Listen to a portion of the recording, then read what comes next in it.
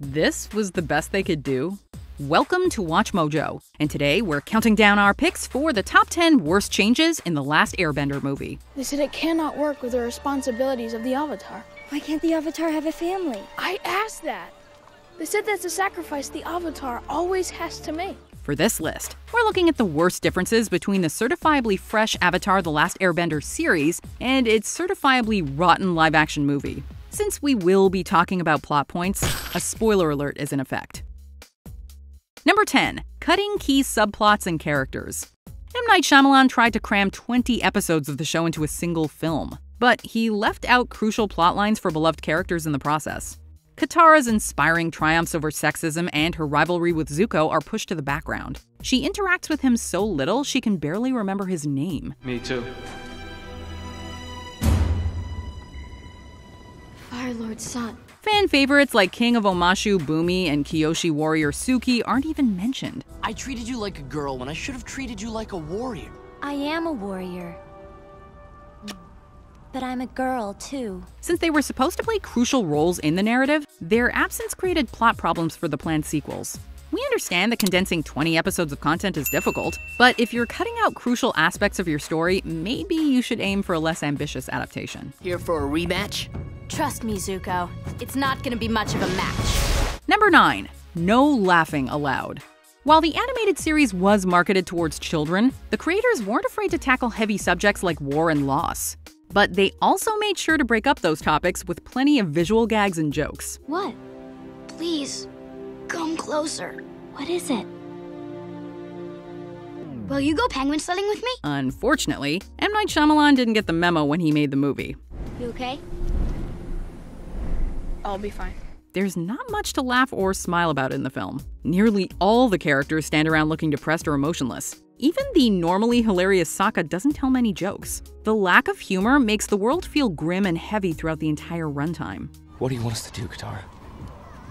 How are we supposed to save them? They're on a ship. We'd need a miracle to catch them. I know you think everything's going to work out, but I don't. Audiences looking for a fun escape were punished with a humorless and cold world. Number 8. Showing Ozais' face right away. Around 30 minutes into the film, we see Fire Lord Ozais' face for the first time. Sire, I have good news. As you know, I conducted a raid on the Great Library, which most said didn't even exist. Get on with it. I have found scrolls in the library. We are deciphering them.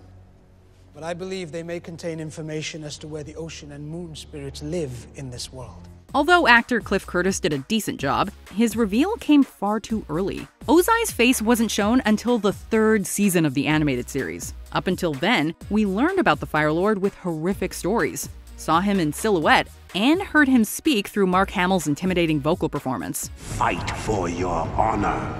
I meant you no disrespect. I am your loyal son. Rise and fight, Prince Zuko.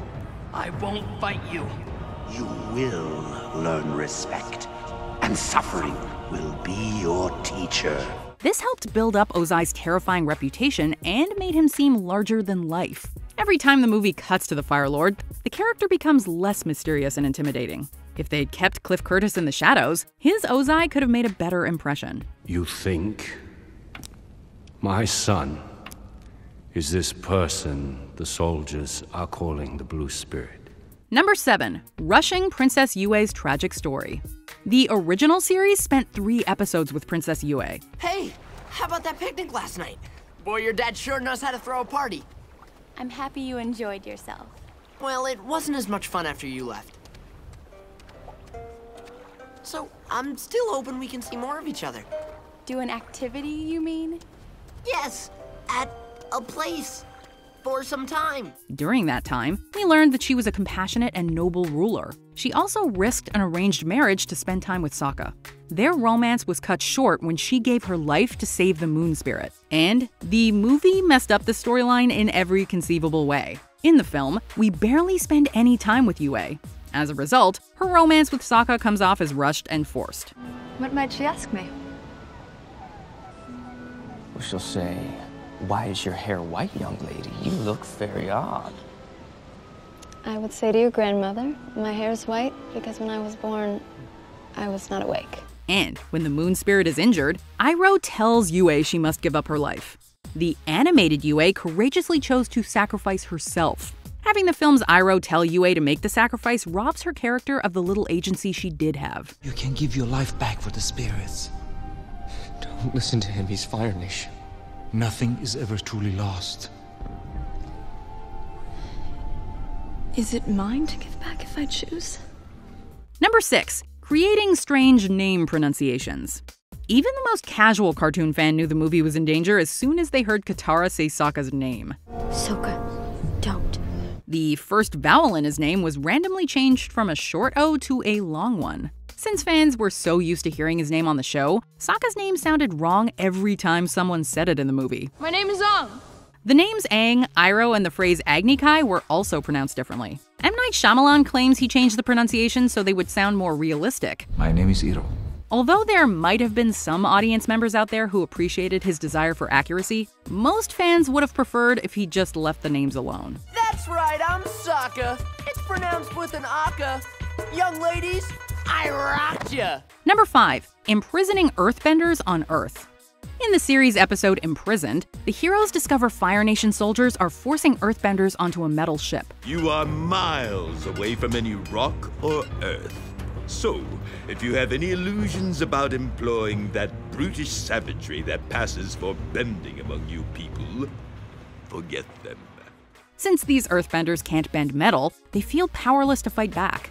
After the heroes give them access to coal, the prisoners use the rocks to rebel. The film initially looked like it would follow the storyline to a T, but Shyamalan inexplicably traps the movie's Earthbenders within their own Earth village. They should have been able to overpower their enemies and escape with ease.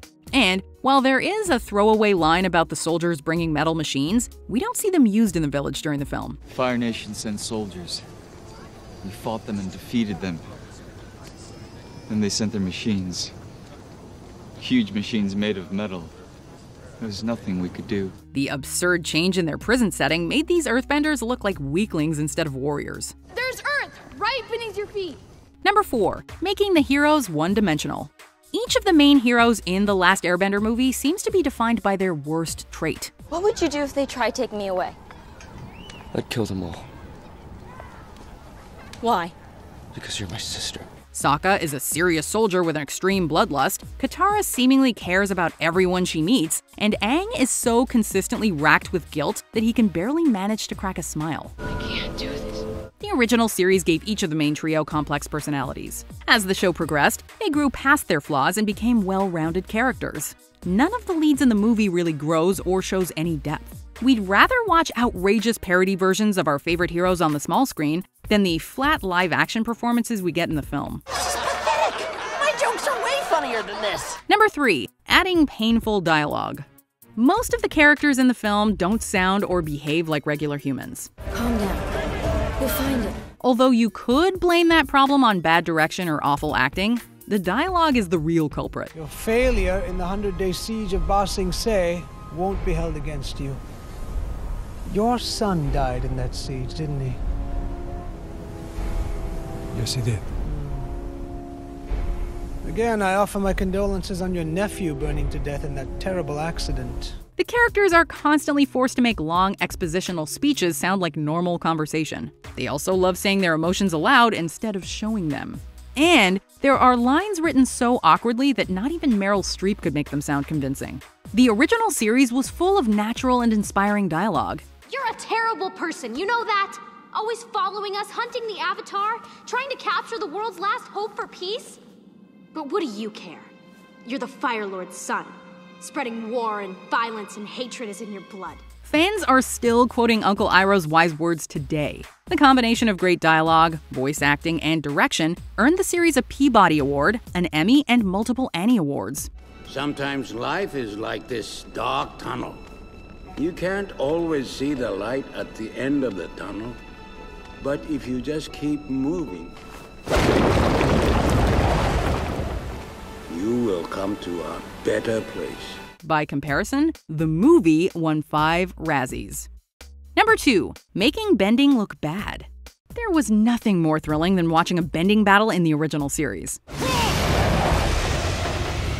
These fights were fast-paced, gorgeous, and full of creative choreography. The bending in the movies is there.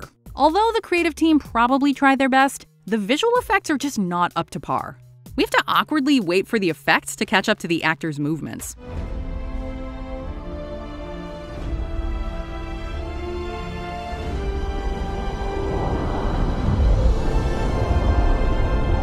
The style that suffers the most is firebending.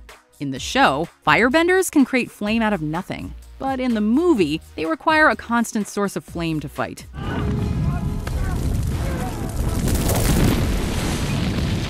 This gives them a gigantic and obvious weakness. If you want a quality bending battle, pull up the original series, pick a random episode, and enjoy. This is why we can't have nice things, isn't it?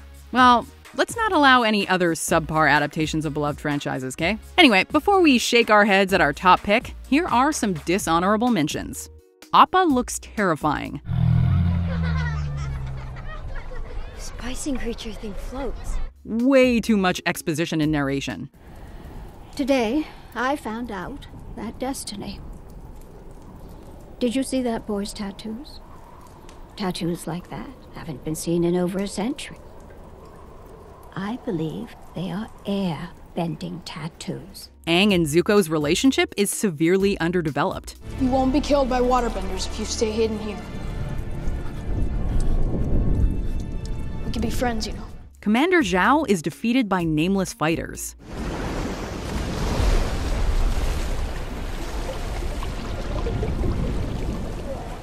An ugly 3D conversion. You are not dealing with the loss of your people and your responsibility for their deaths.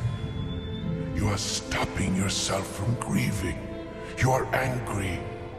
You must let this go.